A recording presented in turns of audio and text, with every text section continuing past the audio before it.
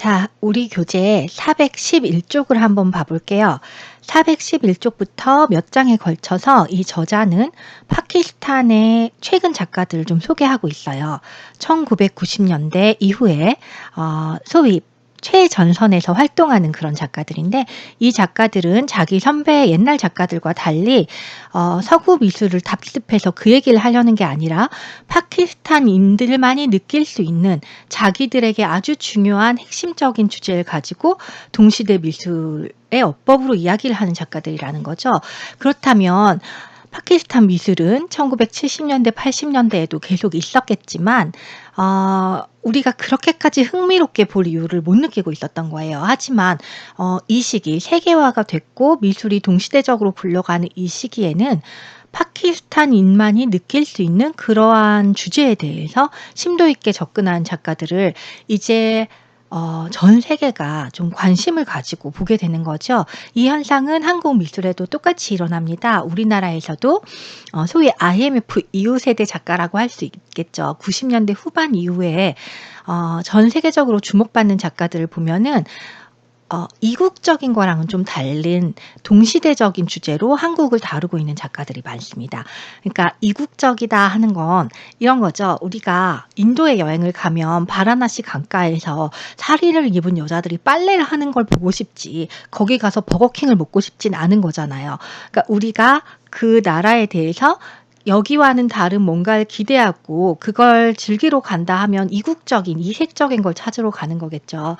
이것과 오늘날 현재 인도가 처해 있는 정치 경제적인 상황, 그리고 요즘 인도 사람은 요즘 인도에서 태어난 20대가 대학에 취직을 하고 대학에 입학을 하고 졸업을 하고 취업을 하러 갈 때 국내 기업을 선호할 것인지 아니면 길을 바득바득 쓰고 해외의 기업에 취업을 하고 싶어 하는지, 이런 문제, 이거는 이국적인 거랑은 또 굉장히 다른 문제가 되겠죠. 그래서 이런 식으로 제3세계가 자기의 이야기, 자기의 지금 현재 이야기를 가지고 동시대 미술에 참여하게 됨으로써 미술 제도의 판이 굉장히 많이 달라졌습니다. 네. 그래서 근데 이 411쪽에 일단 첫 번째 소개하는 작가를 볼게요.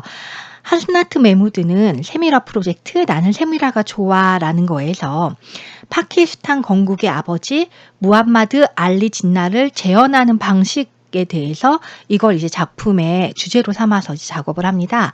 그러니까 무함마드 알리 진나는 거기에 나와 있듯이 1876년부터 1948년까지 살았던 옛날 사람이에요. 파키스탄이란 나라를 건국한 옛날 사람인데, 이 프로젝트는 2009년도에 이미 죽은 지 오래된 사람에 대한 그 사람의 이미지를 변형시킨 거에 대한 프로젝트이죠. 그래서 원래 이 사람은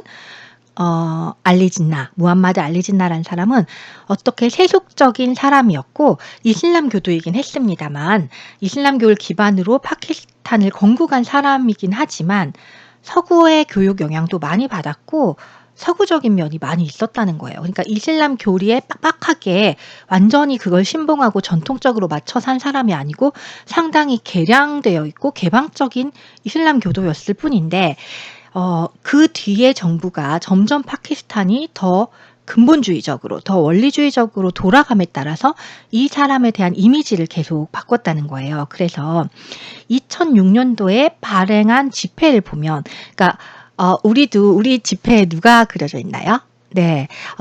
우리가 이렇게 생활 속에서 뭔가 이미지의 정치학, 이게 되게 재미있는데, 우리 100원짜리에는 이순신이 있고, 뭐 5,000원짜리, 1,000원짜리 보면 뭐 태계, 이황, 율곡이 이런 사람들이 들어있고, 10,000원짜리에 세종대왕이 있고, 그리고 그나마 가장 최근에 발행된 지폐가 50,000원권인데 50,000원권에는 신사임당이 있잖아요. 네. 왜 신사임당일까? 신사임당 여성이 이때까지 한 번도 없었으니까 여성이 한번 등장할 때가 돼서 또, 네, 그래서 우리의 역사 속에서 지폐에 등장할 만한 여성을 찾았더니 신사임당이 된 거죠. 왜 독립운동했던 유관순 누나는 안 되나요?부터 시작해서 그때도 이런 대표성을 지닌 인물, 지폐에 등장할 인물을 찾기 위한 거에는 항상 이야기가 많습니다만 어쨌거나 파키스탄 같은 경우에는 네, 건국의 아버지 무함마드 알리 진나가 파키스탄의 집회에 나와 있는데 이 사람의 원래 초상화에는 양복을 입고 있었다는 거예요. 네, 이슬람 교도긴 하지만 네, 서양 양복을 입고 있었는데 2006년도에 발행한 집회에서는 이 부분을 포토샵으로 얼마든지 바꿀 수 있으니까 네, 옷을 바꿔가지고 양복 정장과 넥타이 대신에 셰르완이라고 하는 파키스탄 특유의 전통 의상을 입혀버렸다는 거죠. 네, 우리가 국제회의 할 때 보면은 저기 아랍권 사람들은 온통 머리끝부터 발끝까지 터번 쓰고 이렇게 전통 의상을 입기도 하고, 네, 이런 원피스처럼 펑펑한, 네, 혹시 양복을 입었다 하더라도 머리에 터번은 꼭 쓴다던가 뭐 이런 식으로 자기의 문화 정체성을 드러내는 복장을 좀 합니다. 그에 반하여 우리나라에서는 아직까지도 대통령이 한복을 입고 국제 무대에 그렇게 등장한 경우는 매우 드물죠. 이거 역시도 우리 이 근본주의랑 관련되면 꼭 자주 언급되는 이야기가 프랑스에 있는 학교에서 이슬람 교도인 여학생들이 히잡을 쓰고 학교에 가도 되느냐, 히잡을 벗고 학교에 와야 하느냐, 이런 문제들이 다 이렇게 연결이 되어 있습니다. 자기의 정체성을 복장이나 외모를 통하여 표현을 하고 그게 가끔 어떤 때에는 그걸 보는 사람에게 너무 근본주의적인 사람라는 입장을 표명하는 걸로 느껴지기 때문에 네, 히잡을 쓰고 학교에 와서 그 선생님과 다른 학생들에게 나는 이슬람 교도이고 그 원칙을 지키고 있으니까 그 부분 날 건들지 마 라는 강한 네, 그런 어필을 하는 것이 되느냐 안 되느냐에 대한 그게 종교의 자유이기 때문에 어떤 애들은 뭐 머리 염색하고 오고 어떤 애들은 찢어진 바지를 입고 오는데 히잡을 쓰는 건 왜 안 되느냐, 네, 이런 치밀한 문제가 유럽에서는 너무나 많이, 네, 미국에서도 제법 다루어져 있는 반면에 한국에서는 그렇게까지 어릴 때부터 여러분 그런 논의 해보신 적 있으세요? 중학교, 고등학교 때 어떤 애가 무얼 입고 와도 되느냐 안 되느냐에 대해서 여러분이 이야기해 보신 적이 별로 없죠. 우리는 그나마도 그냥 단체로 다 교복을 입고 살아버리기 때문에 네, 뭐 교복을 좀 고쳐 입느냐 마냐 뭐 이런 네, 이게 문화 정체성과 근본주의까지 연결되는 토론을 하면서 살 그런 경험을 많이 못 가지셨을 거예요. 그런데 의외로 세계의 많은 나라들이 그런 것을 어릴 때부터 많이 느끼면서 생각하고 커오고 있고 그 사람들과 우리는 동시대 미술이라는 범위 안에서 같이 살아가고 있답니다. 예. 그래서 어쨌든 파키스탄의 경우에 이런 일이 일어났다라는데 너무나도 상상 가능한 게 저는 제가 이제 강의는 동시대 미술 무엇이든 하고 있습니다만 제가 연구 논문을 발표하는 주전공이 라틴 아메리카 쪽이라고 했잖아요. 라틴 아메리카 사람 중에 여러분이 알만한 사람이 거의 없죠. 뭐 프리다 칼로 정도. 네. 근데 의외로 또 있어요. 체게바라는 다 아시죠? 네. 체게바라 하면은 여기에 별이 그려진 베레모를 쓰고 잘생긴 오빠. 네. 그래서 무슨 이상한 락밴드들이 막 체게바라 티셔츠를 입고 뭐 그런 식으로 그 도상이 굉장히 많이 소위 팔려 나갔죠. 굉장히 상업성이 있는 도상이에요. 네. 그래서 체게바라 같은 경우는 뭔가 저항 의식이 좀만 있다. 이 기존 체제에 뭔가 반항심이 좀 있고 혁명적인 기운이 조금이라도 있다 하면은 그냥 체게바라를 쉽게 이용할 수 있는 그런 상황에 와 있습니다. 근데 쿠바에서 우리가 광주 비엔날레를 보다 연도가 더 앞선 게 아바나 비엔날레인데 아바나 비엔날레는 사실 소련 체제가 이제 붕괴되어 가면서 우리가 제3세계란 단어가 요즘 좀 안 쓴다 그랬는데 왜 제3세계인지 아세요? 1세계랑 2세계는 뭐였을까요? 네, 1세계는 서방 자본주의를 기본으로 하는 네, 동독과 서독이 있으면 서독이었던 네, 그런 그쪽을 1세계라고 했고요. 사실 2세계는 지금은 이제 거의 망해버린 소비에트 연방공화국, 그리고 중국이 개방되기 전에 그러니까 공산주의가 짱짱하던 냉전의 시대 70년대 80년대에 공산권을 2세계라고 하였습니다. 그래서 1세계도 2세계도 아닌 그 나머지 무슨 라틴 아메리카라든가 아프리카 막 이런 애들이 이제 제3세계를 형성하고 있었고, 한국 같은 경우도 남북한으로 분단되어서 그리고 경제 발전 수준이나 이런 걸 볼 때 이제 우리가 자꾸 제3세계 쪽으로 이렇게 좀 가 있었던 거죠.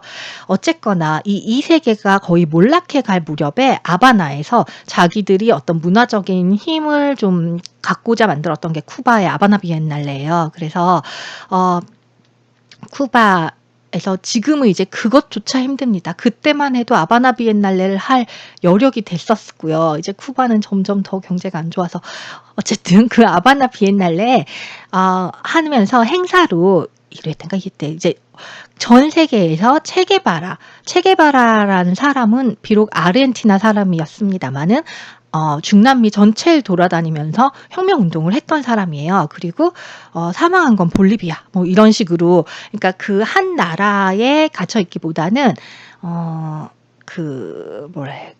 네, 불평등한 자본주의를 타파하고자 그런 혁명을 각지를 돌아다니면서 이렇게 세계적으로 했던 사람인데, 어쨌든 쿠바 혁명의 주역이기 때문에 쿠바에서도 국민 영웅입니다. 건국의 아버지에 이제 해당할 수준의.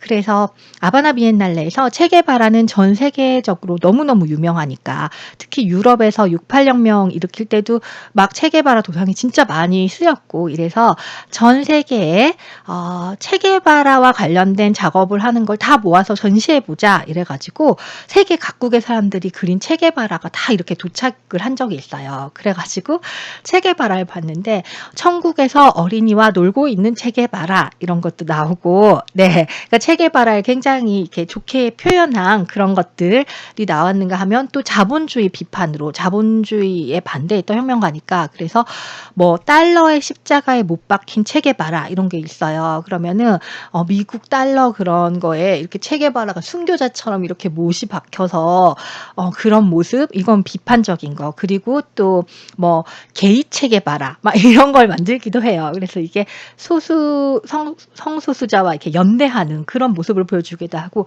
진짜 다양한 체게바라들이 쭉 등장을 했는데, 근데 그 모든 체게바라들 중에서 무장을 하고 정말 총을 메고 누군가를 죽일 것 같은 이미지로 나온 체게바라를 보낸 국가는 딱 한 군데밖에 없었답니다. 어디일까요? 네, 우리의 이웃 북한. 네, 북한만 체게바라가 아직도 총을 메고 있는 걸로 그려서 보내고요. 네, 그리고 아직도 호전적으로. 네, 그 나머지 모든 세계들은 체게바라가 한때 무력 투쟁을 했다는 사실을 잊어버렸거나 혹은 지워버렸다는 거죠. 네. 그 사람의 일대기가 정말 있는데, 의사로서 가난한 사람들의 아픔에 대해서 공감하고 막 이런 휴머니즘적인 그런 부분은 계속 부각돼서 모터사이클 다이어리라는 영화로 나오고 막 이런 건 계속 이렇게 표현이 돼요. 그리고 자본주의에 대해서 어느 정도 저항했다에 대해서도 너무 돈돈돈거리는 자본주의에 반항하고 싶은 사람들이 자꾸 그 부분을 얘기합니다. 체게바라도 자본주의가 문제가 많다고 했던 사람 아니냐 이렇게. 근데 모두가 잊어버리고 싶어 했던 부분은 무엇이냐? 체게바라가 분명히 살인을 하고 다녔던 사람이라는 점이에요. 그때 체게바라 생각으로는 무장 봉기 투쟁 말고는 그 체계를 깨뜨릴 수 없다라고 생각을 했기 때문에 무장 봉기를 하였습니다. 그래서 체게바라 자기 손으로 죽인 사람이 꽤 될 거예요. 우리가 독립운동을 한 모든 사람들이 누군가는 태극기를 들고 독립 만세만 외치고 비폭력적으로 하다가 돌아가셨겠지만, 독립운동 역사에 많은 사람들은 폭탄을 던지고 총을 쏘고 일본의 고위 간부를 죽이기 위해서 정말 열심히 무력 투쟁을 했던 사람들이에요. 그러면 우리가 오늘날의 기준에서 이 사람들을 독립투사라고 볼 것인가, 테러리스트라고 볼 것인가? 만약에 독립운동이라는 것이 가치가 별로 없고 이미 체제는 일본 위주로 넘어갔고 우리는 이 체제를 받아들이고 살아야만 한다라고 마음을 먹은 입장이라면, 이 사람들은 어떤 의미에서 모두 다 테러리스트입니다. 네. 자기네가 나라를 잃었다고 그렇게 무력을 행사해도 돼? 사람의 목숨을 뺏어도 돼? 나라를 잃었다고 그게 그 명분이야? 라는 입장에서 본다면 우리가 너무 쉽게 비판하는 이 사람 미쳤어 라고 비판하는 그 사람들이 지금 하는 행동과 우리 독립투사들이 했던 행동이 과연 뭐가 얼마나 다른가에 대해서 생각을 해보신 적이 있는지요? 네, 우리는 다른 점이 있다면 다른 점을 찾아내야 하고 같은 네, 그래야 합니다. 네. 이거는 사실 제가 지난 가을에 상명대학교에서 수업을 하면서 이야기를 한 번 한 적이 있어요. 프리홍콩이 한참 날릴 때여 가지고 그러니까 우리가 지금 코로나 때문에 홍콩에 대해 잠시 잊고 있지만 홍콩이 중국으로 반환되느냐 마느냐에 있어서 거기가 막 굉장히 무력 진압 시위 막 난리도 아니었던 거잖아요. 그랬을 때 무조건 폭력은 안 돼라고 말할 수 있을까? 부터 시작을 해서 만약에 홍콩에 중국 반환을 반대하는 그 프리홍콩 쪽 사람이 정말 꼭 죽여야 될 사람이 대한민국에 와. 그래서 대한민국에서 그 사람이 여기서 암살을 시도해. 그러면 대한민국 국민인 너희들은 그걸 받아들여 줄 수 있겠어? 라고 물었는데 정말 다 안 돼. 절대 안 돼. 왜 지네 일을 대한민국에 와서 해? 그러면 우리가 독립운동할 때 우리를 지지해 달라고 전 세계에 돌아다니면서 유럽에서도 미국에서도 독립운동 막 했단 말이에요. 왜 남의 나라 와서 독립운동을 해? 이거랑 뭐가 다르죠? 네. 그래서 여러분이 그냥 해외 토픽에 나오는 짤막짤막한 뉴스를 보실 때 진짜 남의 나라 이야기로 보시는지 아니면 우리 일이고 또 심지어 과거의 우리 일뿐만 아니라 언젠가 나의 일이 될 수도 있다고 생각하고 보시는지는 좀 큰 차이가 있고 그리고 저도 원래 이런 사람 아니었습니다. 동시대 미술 전공을 하고 글로벌한 그런 미술 전시를 많이 보다 보니까 점점 이런 생각을 많이 하게 된 거예요. 즉 동시대 미술의 현장에서 많은 작품들을 보면 그런 상당히 딜레마적인 문제들을 많이 다루고 있습니다. 그리고 그걸 보면서 우리가 정말 가본 적도 없고 가볼 것 같지도 않은 제가 파키스탄을 과연 갈까요? 네. 그런 나라에서 가져온 작품들이 던져주는 문제들이 우리가 겪었던 역사와 크게 다르지가 않구나. 내가 알고 있는 그리고 오늘 일어나는 문제와도 분명히 다 연관이 있구나라는 그 생각을 좀 점점 하게 되었던 거거든요. 그래서 제가 오늘 한 번만 더 돌아가 볼게요. 우리 교재의 제일 마지막 글 아까도 테리 스미스가 자기 비엔날레 많이 다녔다고 자랑하면서 그러니까 내가 동시대 미술 가르칠 만해 뭐 이런 얘기하느라고 봤던 그 글 있잖아요. 네, 동시대 미술의 학문적 환경이라는 캐리 램버트 비트의 글인데 거기 보면은 573쪽 4쪽에 그런 말이 나와요. 우리가 2주차에 테리 스미스 할 때 제가 그랬어요. 동시대라는 게 가장 최신의 것이 아니다. 어제 한 게 동시대 미술이 아니다. 동시대 미술 개념 그렇게 잡을 수 없다라고 했는데 똑같은 이야기인데 573쪽에 그 동시대는 현재가 아니다. 라는 그 말 좀 위에 보면 동시대 미술을 시간상 가장 최근의 것이라고 생각하는 가정을 제고해야 된다. 동시대라는 게 최신 미술이 아니라는 거예요. 예. 그냥 최근에 만들어졌다고 다 동시대 미술이 아니라는 거고 574쪽 넘겨보면 그 두 번째 문단에 물론 뒤에 물론 모든 동시대 미술이 과거성에 관한 건 아니다. 그러나 동시대 미술의 본질적 특성은 시간상으로 서로 다른 삶의 방식의 공존에 대한 자각을 가장 중시한다는 주장이 있을 수 있다라고 말하고 있어요.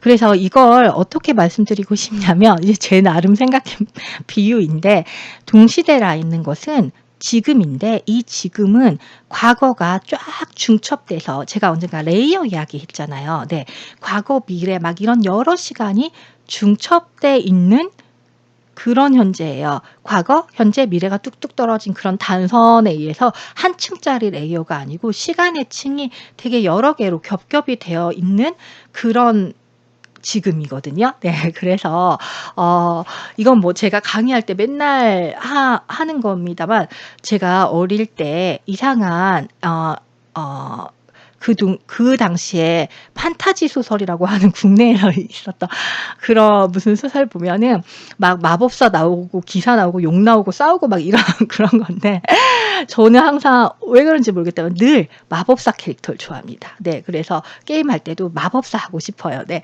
마법사 좋아하는데, 그 마법사가 그런 판타지 소설의 설정에 의하면 스승님 밑에 들어가서 계곡에서 물을 맞으며, 이건 무협지인가? 계곡에서 물은 안 맞죠, 판타지는? 네.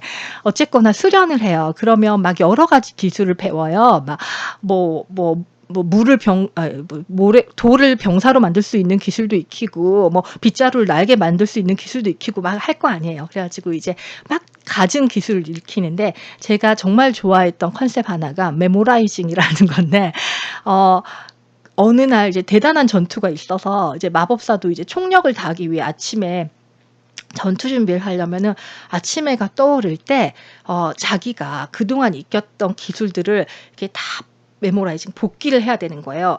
이런 기술, 이런 기술, 이런 기술 이러면서 아침 시간 내내 그 기술들을 다시 되새겨 놔야 그날 전투에 그 기술을 쓸 수 있는 거예요. 그래서 어 그러니까 네, 게임으로 치면은 그 무기가 있는 칸이 있잖아요. 뭐 6 칸일 수도 있고 8 칸일 수도 있고, 내가 무기가 아무리 많아도 지금 당장 싸울 때 쓸 수 있는 건 그 칸에 집어넣을 수 있는 개수밖에 없는 거예요. 무기가 40개 있어 봤자 여기 8 칸밖에 안 되면 제일 쓸 만한 거 8 개를 골라서 채우고 나가 싸워야지 더는 안 되는 거죠. 네. 그런 식으로 우리 공부가 과거에부터 시간에 의해서 쭉쭉쭉쭉 올라와요. 그러니까 1 학년 때 뭐 배우고 2 학년 때 뭐 배우고 막 이렇게 배우듯이. 그렇지만 오늘 당장 내가 쓸 수 있는 건 요 칸에 있는 거밖에 못 써요. 네. 제가 강의할 때도 그래요. 오늘 강의를 준비를 하면서 20년간 공부를 해 오고 있지만, 오늘 강의할 거를 이렇게 미리 생각을 좀 하면서 내가 알고 있던 것 중에 이렇게 쭉쭉쭉쭉 끄집어 빼서 여기다 따로 이렇게 해 놓지 않으면, 네, 이게 컴퓨터에 들어있지 않고 하되 압축 파일로 있는 것처럼 못 꺼내 쓰는 거예요. 못 꺼내 쓰면 그건 동시대 아니에요. 네. 과거부터 축적되어 오지만 오늘 내가 이걸 바로 레이어처럼 중첩된 무언가로 가지고 있으면서 오늘 시점에서 얘기할 수 있어야 그게 동시대라고 저는 생각을 하고요. 이 동시대라는 건 이 무기를 채울 수 있는 이 빈 깍대기처럼 비어 있는 어떤 개념이라서, 거기에 채우고 들어온 건 과거에 획득한 나의 무기 아이템 걔를 집어넣을 수밖에 없는 거예요. 네. 그래서 과거가 그런 식으로 소환돼서 동시대적으로 쓰여요. 그래서 우리 한참 하고 있던 파키스탄 미술에서도 그 작가가 자기 나라 집회에 나오는 건국의 아버지를 가지고 그 아버지의 옷이 바뀌었다, 이게 단순한 문제가 아니다. 그 사람은 원래 되게 서구적인 사람이었는데 그것을 지금 현재에 와서 근본주의적인 입장에서 점점 더 전통적인 사람으로 되돌리고 있다라는 것을 자기 작품을 통해서 지적하고 보여주는 거죠. 즉 동시대 미술의 소스는 과거에 있고 또 과거로부터의 역사에서 오고 있으나 그 발언은 굉장히 현재적인 것입니다.